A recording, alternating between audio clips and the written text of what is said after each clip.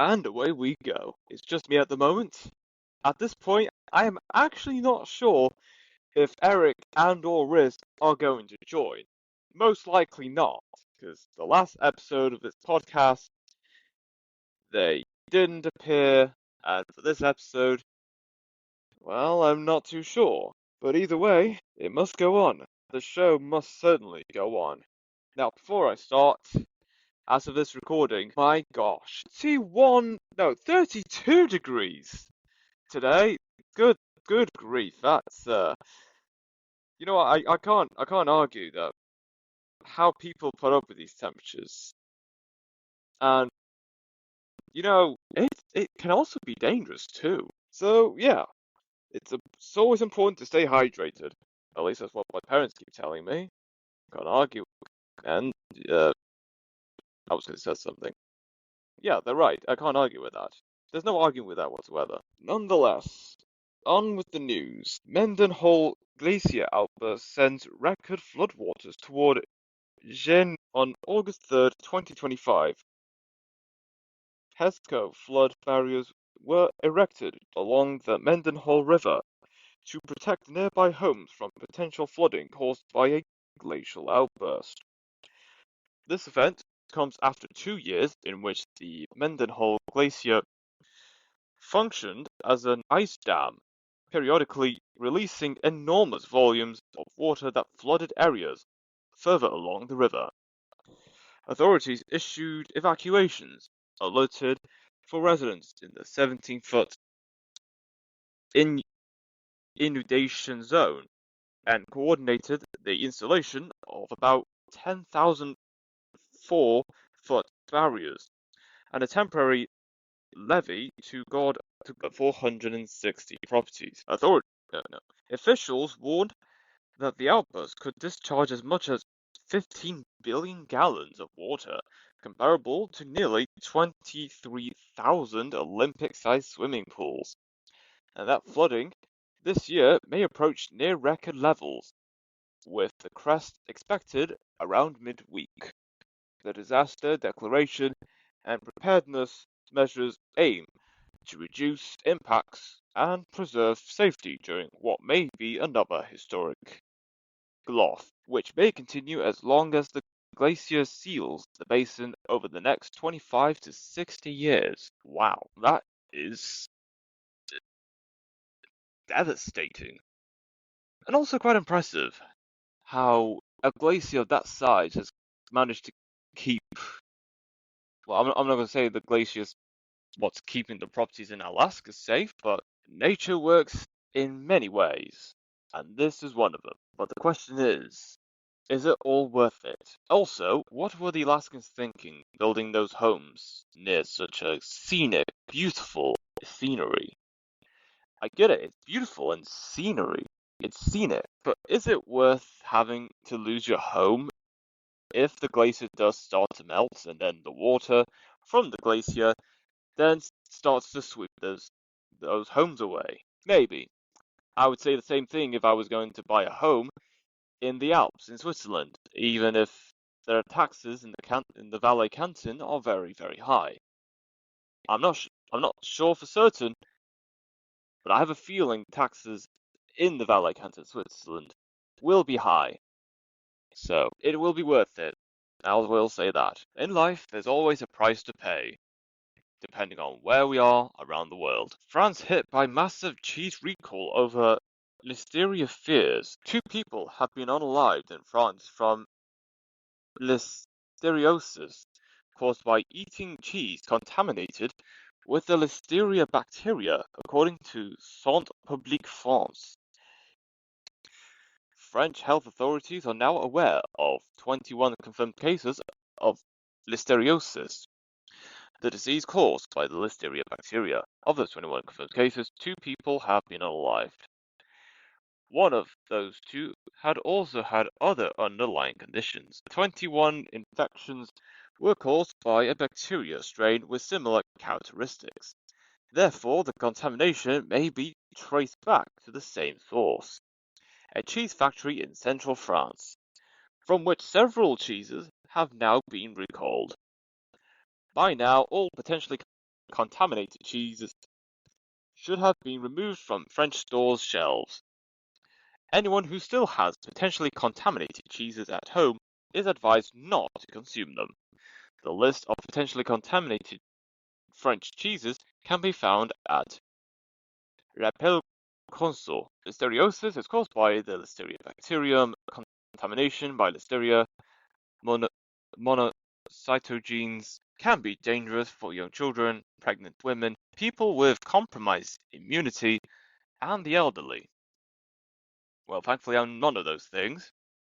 Reports the Federal Agency for the Safety of the Food Chain, FASF. Possible symptoms include nausea and vomiting, abdominal cramps, diarrhea or constipation, headache, and persistent fever, flu-like feeling. The report states symptoms occur 2 to 30 days after indigestion of the bacteria. Anyone who has eaten one of the infected products and shows these symptoms is advised to consult their doctor and report that they have eaten this product. In rare cases, Listeria can cause meningitis or sepsis, which can be fatal. Wow, that's frightening. Very frightening. On an unrelated note, someone that knows my family really well has unfortunately passed away. Not that not that anyone should know that, but I think reading that story about Listeria, French cheese, and also the likelihood of getting sepsis in rare cases of getting Listeria, I think that was the cause of a friend, one of my family's friends passing away, or at least she is the daughter of my adoptive grandmother. But yeah, rest in peace. I also send my condolences to her friends and family. So yeah, that's just association I just saw personally. But yeah, it's very unfortunate that those two people are no longer alive and have unfortunately got to listeriosis and have passed away from it. Surely, whoever is responsible for distributing the cheese or making the cheese should at least take in extra measures to ensure that something like this doesn't happen again.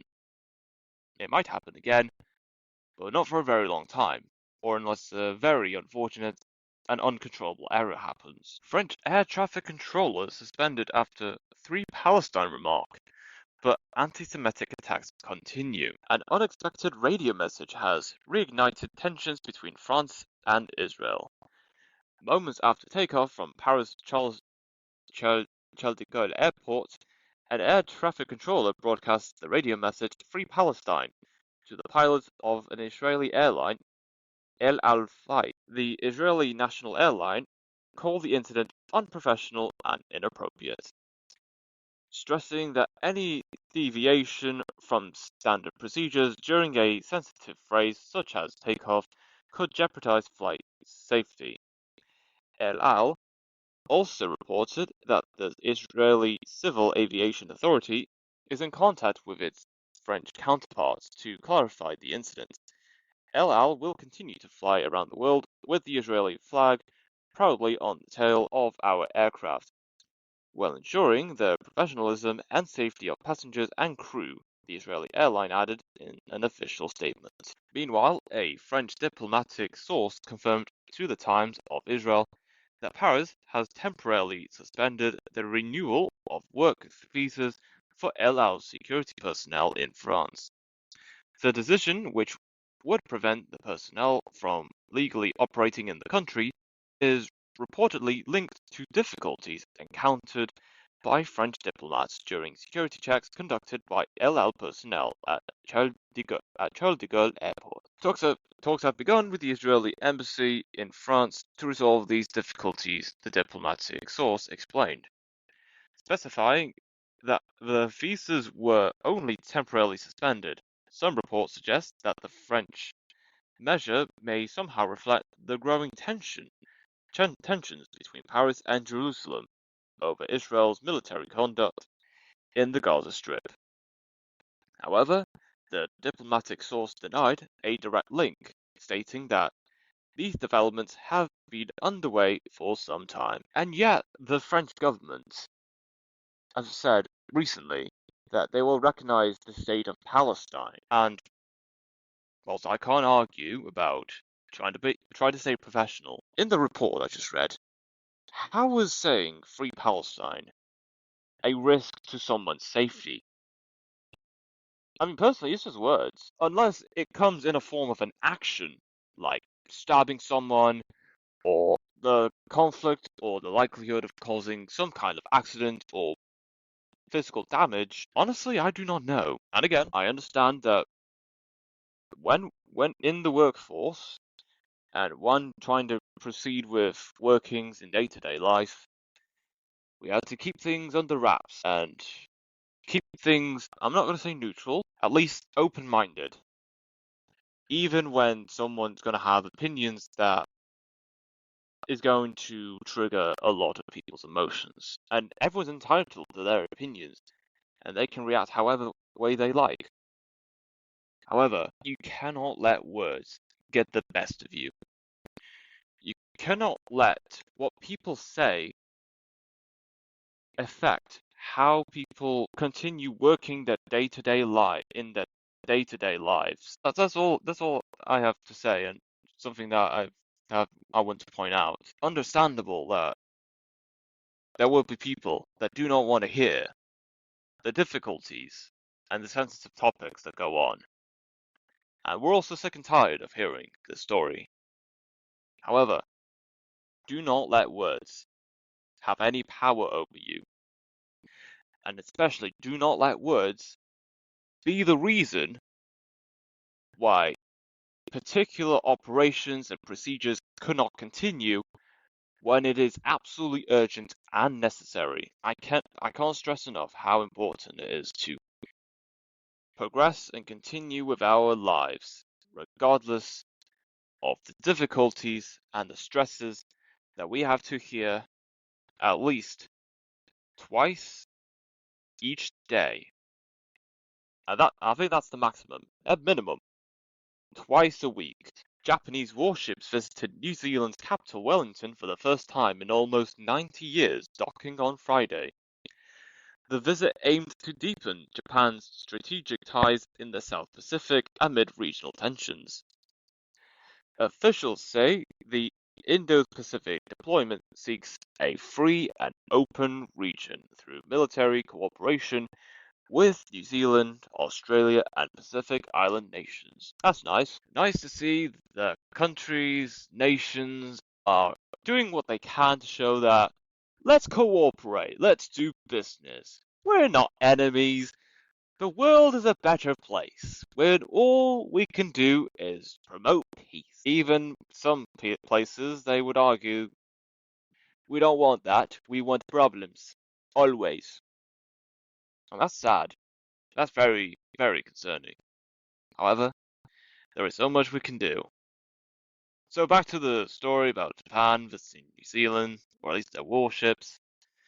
Nice to see there's diplomatic gestures still being made, despite, well, who knows what. And hopefully, I hope this continues. We may not hear about it much because, well, the reason why people are reporting about this is because it's been 9 decades since that last happened. It would be nice to see a couple first times as well, because I think that gets a lot more coverage for sure. So great for Japan and New Zealand, strengthening their ties, and maybe this is the start of something new. But of course, that's only the beginning, the very beginning. New York Attorney General sues Zelle operator over $1 billion in alleged fraud. Oh dear. On Wednesday, Early Warning Services, the company behind Zelle, was sued by New York's Attorney General, Letitia James, who accused the platform of enabling extensive fraud. The lawsuit follows a similar Consumer Financial Protection Bureau case dismissed in March and claims EWS and partner banks ignored fraud risks for years. Since its launch in 2017 and now serving 151 million users, Zelle has faced accusations that its inadequate security measures enabled fraudsters to siphon off more than $1 billion through irreversible transactions. James emphasized that victims of scams should not have to handle the consequences alone, and is pursuing compensation, damages, and court-ordered implementation of anti-fraud protections for consumers. The lawsuit implies increased regulatory scrutiny and pressures Zelle and its bank owners to strengthen fraud protections and assist victims more effectively. Now, on one hand, I got a lot to say about this, but on the other hand, I'm absolutely speechless. So I'll go with the middle ground. How is it so bad? Now, this is what I mean. I have so much I want to say, but yeah, I'm genuinely speechless. What on earth were they thinking? What were they doing that ever got that company in that position? What has that company done to even be in such hot water to begin with? Couple million, yes, but $1 billion? I mean, still gonna happen. It's not uncommon, but good grief. That is embarrassing. And it's such a massive loss. Please, just... No, they have to do something. Why now? Why now are we have to do this? I thought we got this in the bag. I thought people already had this sorted out years ago. Haven't they considered scenarios like this before? Like scenarios could happen ever? Well, they've learned. Well, they found out the hard way. So they will now have to pay the price, which they already have. And although I want good security, although I do want measures to ensure protection and security, and this is just me, how far will they go with these such measures? Could that be a problem in the future? Well, anyone in the tech space might have the answer to that. And whatever they say, well, don't say they didn't warn you, because they would have warned you before. It just wasn't obviously clear at the time. So that's why we should really pay attention. Do not take things for granted. There's always a hidden message. There's always a layer to something. Not everything, but there's always a hidden layer to something. And you always have to ask yourself, how? Why? What can we do about it? Air Canada to begin cancelling flights ahead of possible strike by flight attendants. Air Canada said Wednesday it will begin a gradual suspension of flights to allow an orderly shutdown of the country's largest airline as it faced a potential work stoppage by its flight attendants on Saturday.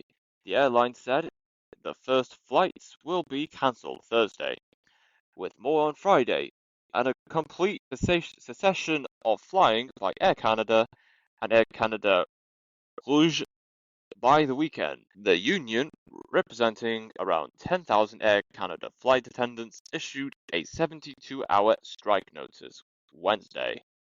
In response, the airline issued a lockout notice. Now, I want to support a cause like this. I want to stick it to the man. But at the same time, there's so much anyone could ask for. Will that be enough? And how badly will this affect airports in Canada? And this is exactly why. This is one of many reasons why people complain about strikes taking place for any working sector. Not just the fact people want higher pay because they believe they're not being paid enough, but when they do go on strike, the access to said services are limited. I can't argue about providing better working conditions, although I also can't argue about disruption to services and operating to our day-to-day life. So personally, I find this is a bit of a grey area. Good for them, sticking it to the big man, asking for better working conditions or possibly a higher pay. But on the other hand, I think not all companies and organizations are going to cave in that easily. They'll do fine without having... I think there will be companies that say, we'll do fine, we don't need you to work at the till or be present at the workplace, there's going to be people that will take your place for you, and we can still pay regardless. So there's that. Not taking sides in this whatsoever, or at least I try not to take sides. Just understanding that there has to be a line drawn between providing better standards for working and asking for more than you genuinely should be getting, regardless of the effort that you're put into the workplace. Because whilst there are people that do work their asses off and sweat all the time, not everyone, but there are people who do dedicate to their jobs. There are a few that just do the bare minimum. They think, do this, do that, call it a day, okay, got my check. I kind of relate to this in some way, but nonetheless, that does not mean you could just dozy off and not pay attention. People have duty. They have a duty to attend to, and we have to do the best we can to ensure we attend to that, regardless of challenges and hurdles along the way. Dana White, the UFC boss, confirmed plans for the first ever UFC fight at the White House on July 4th, celebrating the 250th anniversary of the US founding. White stated he will meet with former President Trump and his daughter Ivanka to finalize the plans, which may include a cage fight with up to 25,000 attendees on the White House grounds. The event is part of UFC's $7.7 billion deal with Paramount, allowing fights to stream on Paramount Plus and air on CBS. Wow, as big it is it sounds hearing a UFC fight being held at the White House. Now, what I want to know is which fighters are going to be there on the night, because everyone's going to be talking about it closer to the time. And again, it's the White House, it's the primary residence of the US president. So why wouldn't people make a big deal? Even though we're making it too much of a big of a deal than it currently is, life goes on, I guess. So whatever fighters UFC gets for that night at the White House, there'll be very big names in the UFC world for sure. Because of course they really have to make up for the publicity that revolves around the fight. There has to be someone that is not just big in name, but also has the skills to pull off an entertaining match. Around 2,100 and around 2,150 jobs at risk as Claire's Accessories to appoint administrators. Claire's Accessories is on the brink of collapse and will appoint administrators in the UK and Ireland, putting 2,150 jobs at risk. The company has 278 stores in the UK and 28 in Ireland, which will continue trading while administrators access options for the company, including a potential sale. Claire's has been a popular brand for teenage shoppers, known for its trend-led accessories, and as a destination for ear piercing. Wow. I didn't know Claire did ear piercings. Wow, okay. So it looks like Claire's Accessories is on the verge of being in hot water. Or the route to be in hot water. I think there's a line from that one Nickelodeon show. It goes something like this. Well, it seems like you gotta curry up then. I don't know what they mean by that, but it was at the time I found it funny. So, and anyone thinks otherwise, well, you do you. I'm not gonna argue. That's just me. But yeah, so Claire's has got big boots to fill. Very big shoes to fill. Always prepare yourself for the worst. I remember over the last few decades, actually the last few years in the thousands, I've seen many stores that, in my opinion, felt very nostalgic.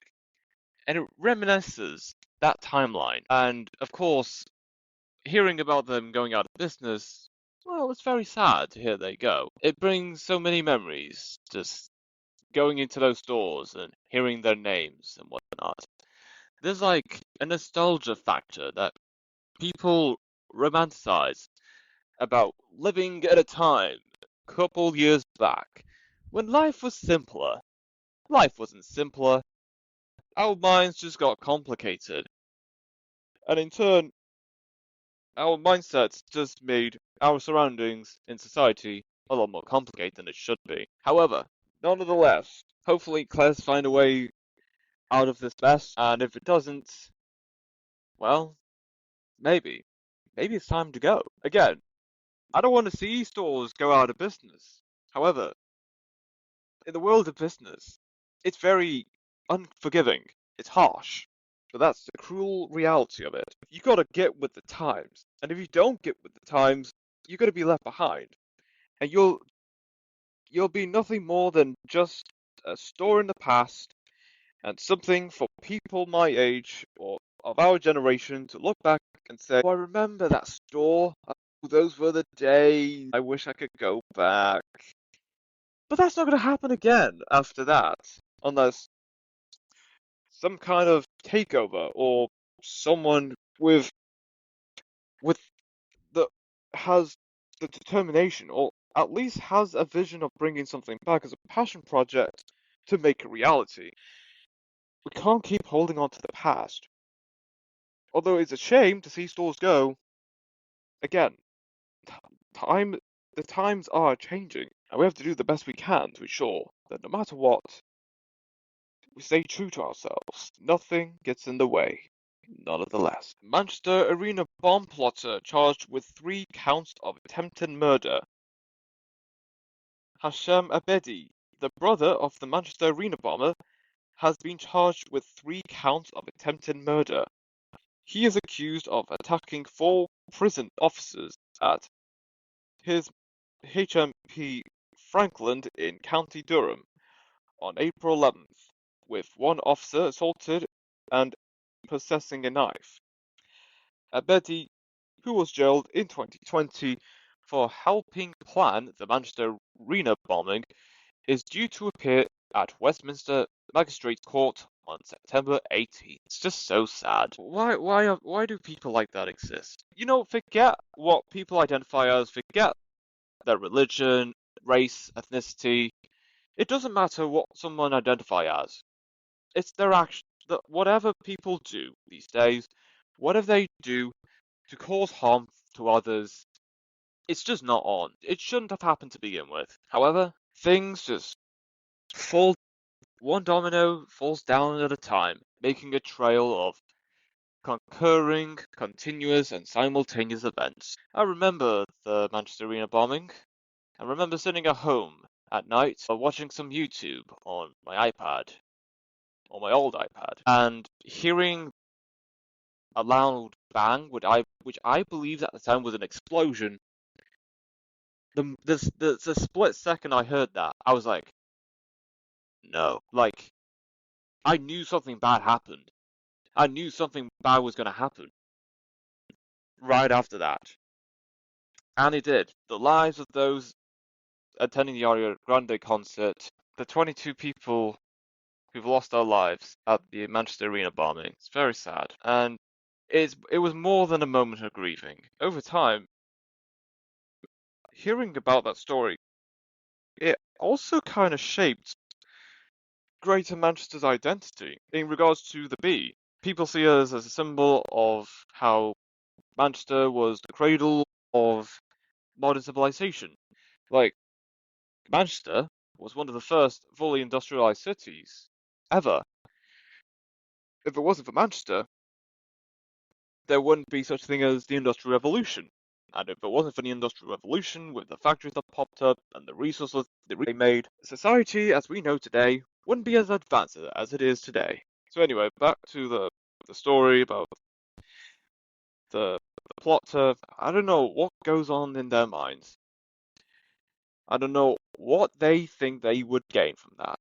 All they're going to get is some prison time, locked up in a cold, cruel cell, and a lack of sunlight in the cell. I mean, they do go outside eventually, but most of the time you're staying in your cell. Thick concrete walls, very cold at times. Who would want that? Who would be willing want?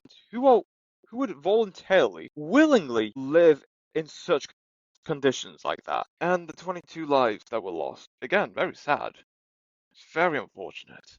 No one should go through that. But yeah, life goes on. Throughout the toughest of times, we will go through these hardships together. Even if people may not have the full experience or full understanding of the situation at hand. Because they haven't been in that situation before. However, well, that lad will get what he deserves. Well, he has gotten what he deserves, but I want to say it's not enough. But eventually, he will have served his time. And even then, this isn't the only time. This is not the only case. There will be more stories and events where chaos, mayhem, and more lives would be at stake when it shouldn't be. Anyway, it is what it is, and it was what it was. Exactly. Something Eric would say. Yeah. Norway publicly blames Russian hackers for April dam sabotage. On April 2025, Russian hackers opened a floodgate at a dam in Bremanger, Norway, releasing 500 liters of water per second for 4 hours. Since the invasion of Ukraine, there have been more than 70 reported acts of disruption throughout Europe connected to Russia, intended to instill fear and create disorder. The director of Norway's Police Security Service has reported a rise in cyber activities linked to pro-Russian groups, posing a growing threat to the country's critical infrastructure. Gangas said she discovered the attribution publicly to warn citizens and try to prevent further attacks, noting no injuries occurred during this incident. The Oslo officially attributed the sabotage to Russia, highlighting rising concerns over cyber attacks targeting Norway's vital hydropower energy infrastructure. Now, I am not going to defend the Russian government, any Russian affiliated groups, or anything Russia related. But how on earth is anything Russian related getting caught in these stories? It's like people who are Russian just can't catch a break. And the thing is, there are actually Russians that don't even agree to these such attacks. It's wild. Like just because something Russian affiliated does something doesn't mean majority of its people agree with whatever it is they have done. It's wild. I'm hearing a lot more stories recently that there's Russian affiliated groups or anything with the Russian military getting involved, trying infiltrating something, yada yada yada. I'm not gonna say it's fake. I'm not gonna deny it happened, and I'm not gonna say that where's the proof there isn't enough, but all I can say is anyone who is from Russia and they don't agree to any of these attacks or whatever involvement is going on, I feel you. I feel sorry for those people. Like I've said this a couple times. Whatever a country's government says and does not equate to what the country's people would say or do. Like, there's people in the UK that don't agree with their government, especially now. There's people that don't agree with the US government, or people in Ukraine don't agree with what their government is doing, especially what happened with a bill passing, or at least a bill that could have passed, putting two anti-corruption bodies under a prosecutor general, which is somewhat connected to the national government.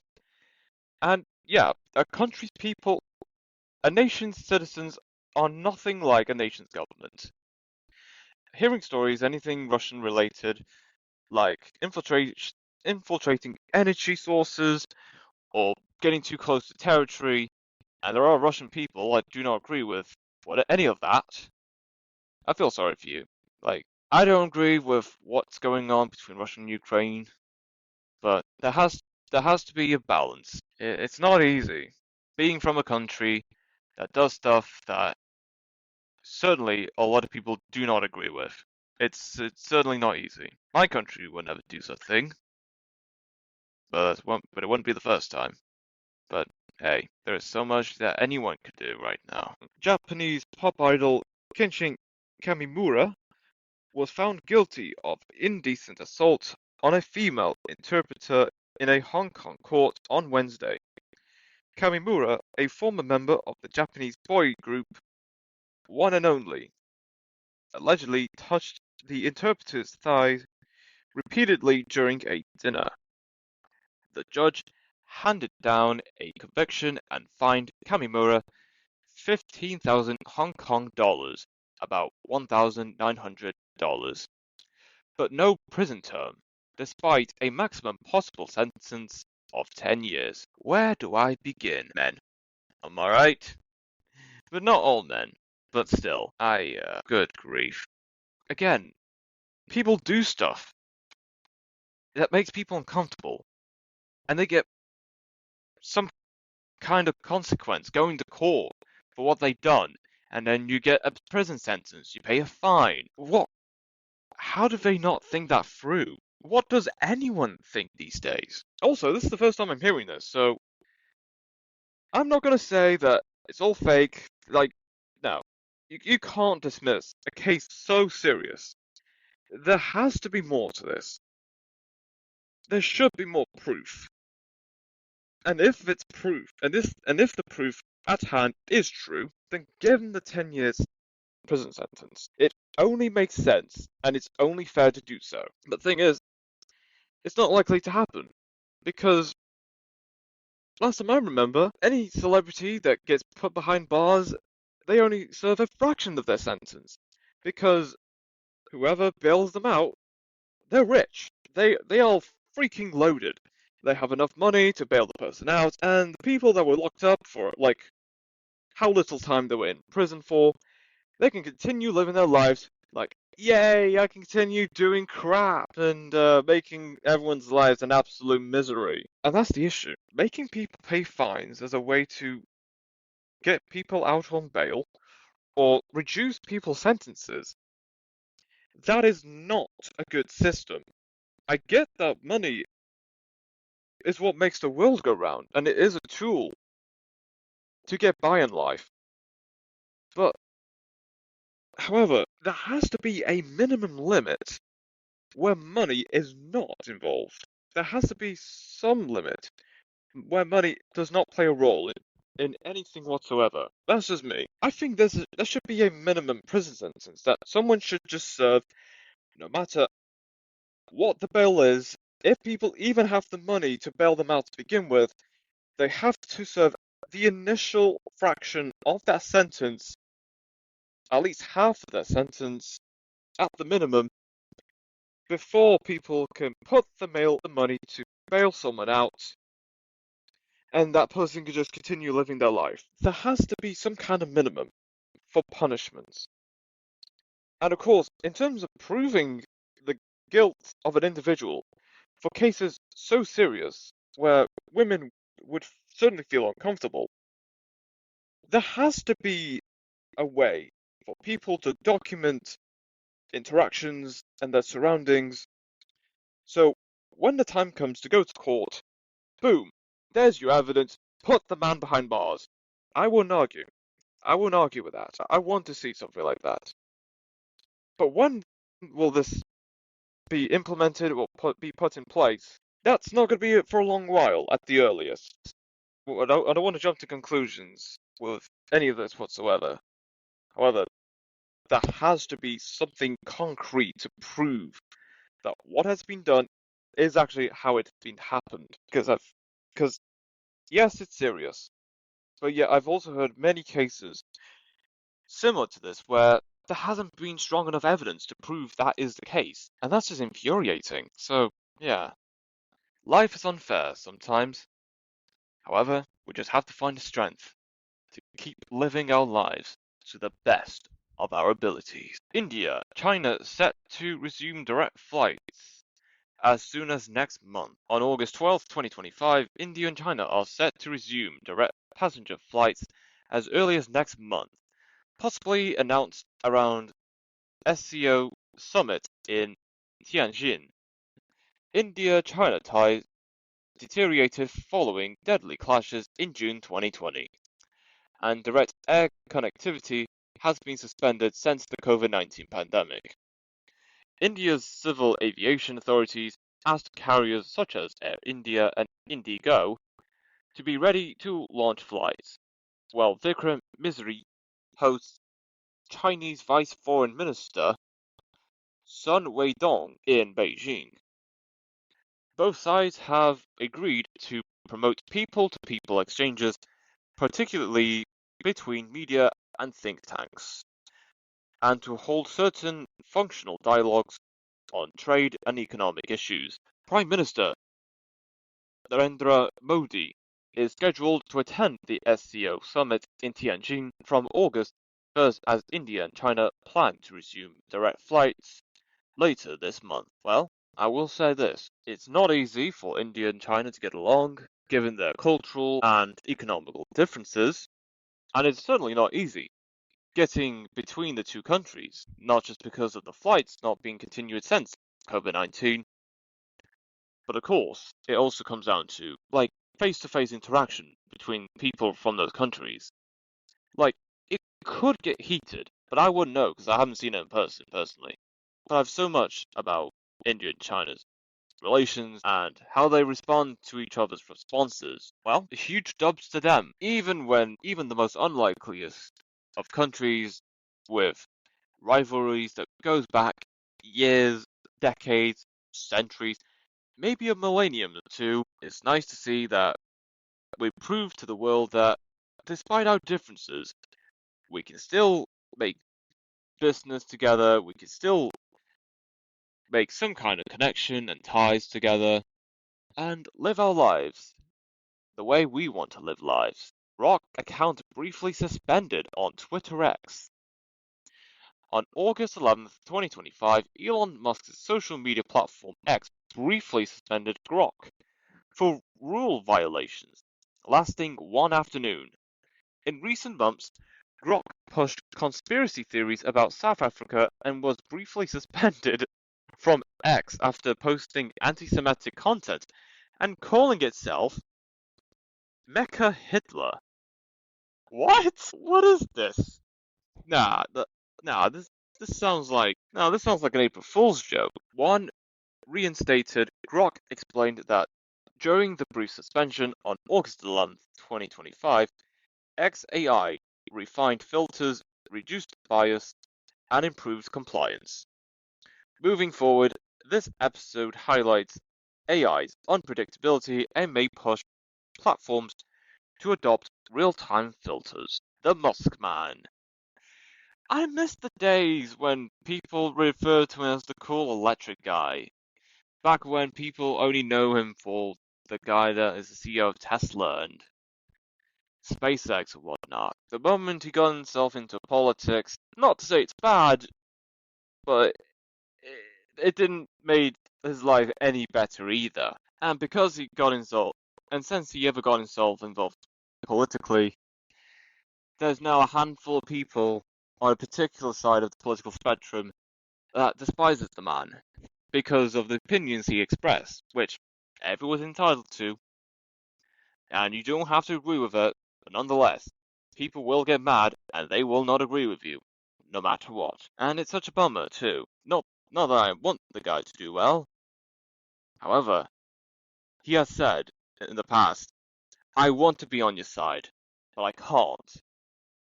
And it's just not just me. Risk or Eric, they'll tell you the same thing.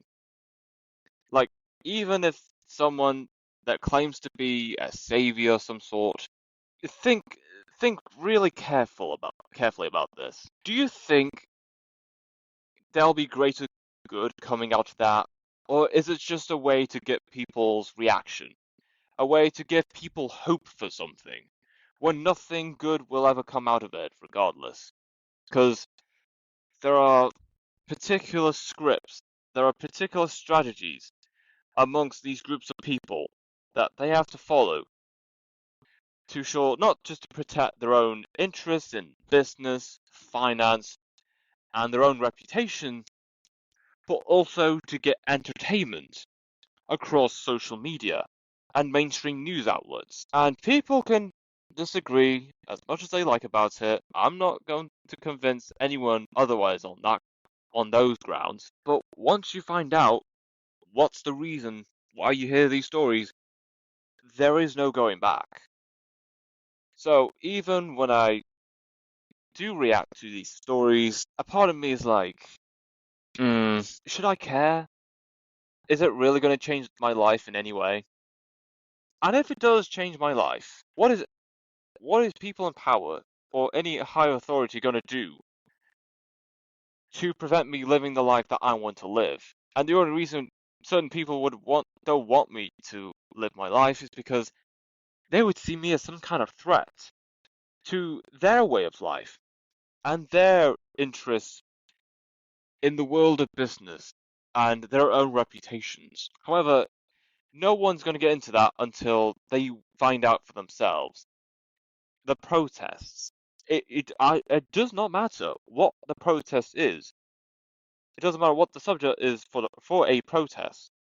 Like a protest in general, that can get ugly, and people will antagonize those groups of people in protests for the message they speak about. Because the people and authorities in power, it's a ratio of 100 to 1. If a majority of everyday people find out about that, there goes the authorities' way of life. That's at least something that was mentioned in the Disney Pixar movie, A Bug's Life. You might have seen it on social media at some point, and if not, you may soon will be hearing about it. And it may not be frequent, you may just see it once and that's it. Just saying. I'm just telling you now, it's going to happen. Across social media algorithms and anywhere on the internet, at least at one point in your life, you will hear something, and it's going to be dark. And it will open your eyes. But it's down to you if you want to continue going down that path, or down the rabbit hole, or just continue living your life not knowing any of that stuff, or preventing yourself not knowing any more than what you do right now. And that is it for the episode.